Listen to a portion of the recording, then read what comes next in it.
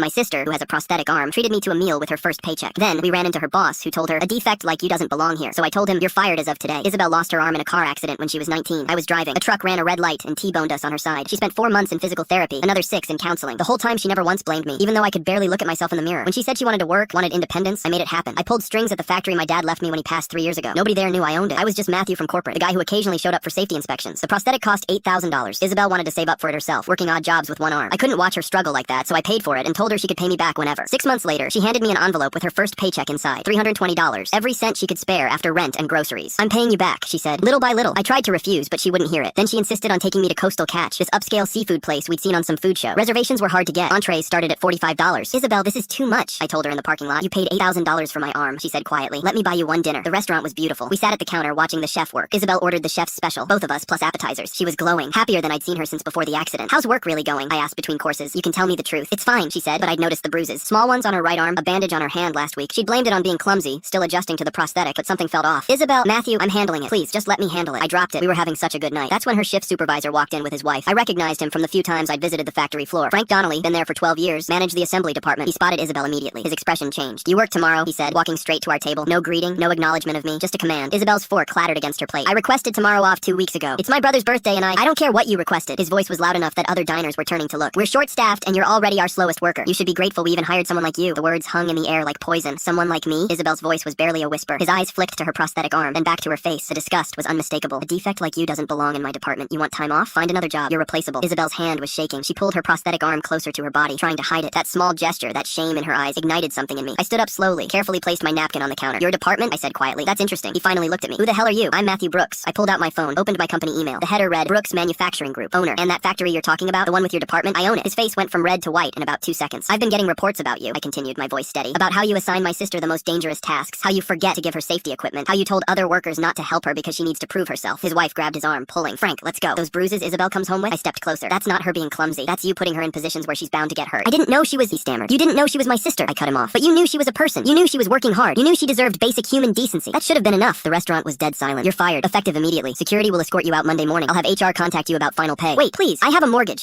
You should have thought about that before you called my sister a defect. His wife was crying now, dragging him toward the exit. He stumbled, tried to say something else, but she got him out the door. I turned back to Isabel. She was crying, hands covering her face. I'm sorry, she said. I didn't want you to know. I didn't want to seem weak. Isabel. I sat back down, took her hand. You worked 6 months to pay for that arm yourself. You took a job in a factory where your boss tormented you, and you never complained once. You're the strongest person I know. The chef placed 2 fresh plates in front of us. These are on the house, he said softly. Then he started clapping, slow at first, then faster. The couple next to us joined in, then the table behind them. Within seconds, the entire restaurant was applauding. Isabel was crying and laughing at the same time, and for the first time since the accident, I saw her hold her prosthetic arm up with pride instead of hiding it.